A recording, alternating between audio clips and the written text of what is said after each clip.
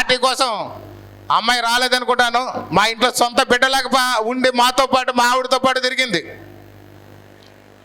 ఎంత అలా తిరిగిందంటే వాళ్ళ పిల్లలు కూడా స్కూల్ నుంచి వచ్చి మా అమ్మ రాలేదు, ఆకలేస్తుంది ఎలాగని వాళ్ళు ఎదురు చూస్తున్నప్పుడు కూడా ముక్క రాంబాబు భార్య తిరిగింది. అలాంటి పిల్ల కూడా, అలాంటి రాంబాబు కూడా కష్టపడ్డాడు, చాలా కష్టపడ్డాడు పార్టీకి. అతని సొంత కారు కూడా అతని సొంతంగా స్టిక్కర్లు వేయించేసుకుని ఆ కారు వేసుకుని తిరిగేవాడు ఊర్లంట ప్రచారం కోసం. డబ్బు లేకపోవచ్చు, ఆస్తి లేకపోవచ్చు, అక్రమంగా సంపాదించినటువంటి అవకాశాలు తీసుకోకపోవచ్చు, చేస్తున్న ఉద్యోగం కూడా మానేశాడు. మొన్న ఈ మధ్య వచ్చాడు అబ్బాయి కూడా నా దగ్గరికి, ఇంట్లో గడవట్లేదని మెసేజ్ పెట్టాడు, ఇంట్లో గడవట్లేదండి, ఉద్యోగం జాయిన్ అవుతాను, మా భార్య కూడా ఇబ్బంది పడుతుంది ఇంట్లోనే అని. అంటే మంచి రోజులు వస్తాయి రాంబాబు గారు, కంగారు పడకండి. సరే ఉద్యోగం చేయడం నేను కూడా ఏదో ఒకటి చేసుకోవాలనుకుంటున్నాను, మీరు కూడా చేసుకోండి, రాబోయే రోజుల్లో పార్టీ మీకు అండగా ఉంటుందని కూడా చెప్పడం జరిగింది. ఇలాంటి పేదరికాలు చాలామందికి ఉన్నాయి, కానీ ఒకసారి వాళ్ళు తిడతాను, కానీ వాళ్ళ గుండెల్లో పెట్టుకుంటాను. నా శరీరంలో బ్లడ్ లేకపోతే నేనేమైపోతానో అలాగే ఈ జన సైనికులు లేకపోతే కూడా నేను అంతే నిర్వీర్యం అయిపోతాను నేను. అలాగే చూస్తే అతని కష్టానికి ప్రతిఫలం కూడా అందాలని చెప్పి బీసీ కోటాలో మనకు మార్కెట్ యార్డ్ చైర్మన్ వస్తే అతనికి ఇస్తానని చెప్పి అనౌన్స్ చేసాం.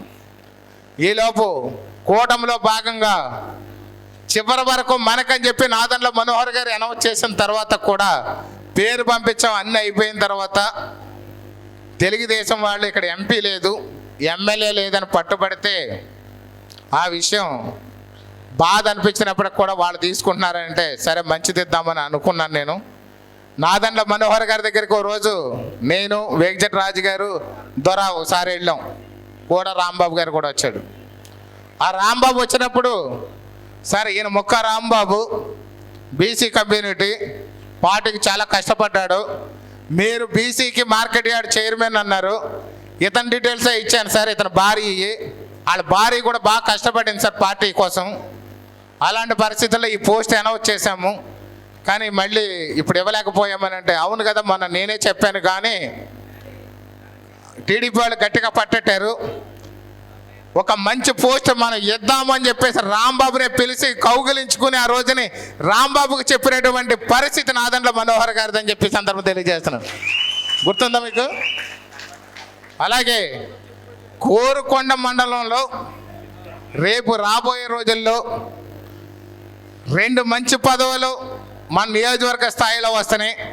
ఆ రాంబాబుకి కానీ రాంబాబు భార్యకి కానీ ఖచ్చితంగా ఆ బీసీ కోటల పదవి వాళ్ళకి అలంకరించని ఉంది అని చెప్పి ఈరోజు సభాముఖంగా తెలియజేస్తున్నాను. నేను మార్కెట్ యార్డ్ వైస్ చైర్మన్ కావచ్చు, లేదా ఆత్మ కమిటీ చైర్మన్ కావచ్చు, ముక్క రాంబాబు ఇంటికాడ 2 బోర్డుల్లో ఒక బోర్డు ఖచ్చితంగా ఉంటుందని ఈరోజు మీ అందరి ముందు ఆత్మీయ సభలో అనౌన్స్ చేస్తున్నాను నేను.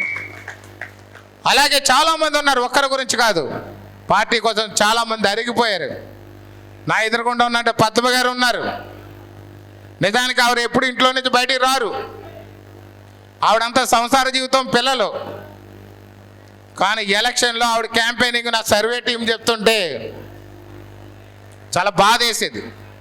ఆవిడ ఒక్కతే ఆ ఊర్లో ఉన్నటువంటి జన సైనికులు వచ్చినా రాకపోయినా ఆ యొక్క పాంప్లెట్ మ్యాండేట్ పెట్టుకొని ఈ యొక్క గుర్తుకు ఓటేయండి, బలరామ కృష్ణ గారు బాగా పనిచేసి పెడతారని చెప్పి ఆ మహాతల్లి చెప్పడం జరిగింది.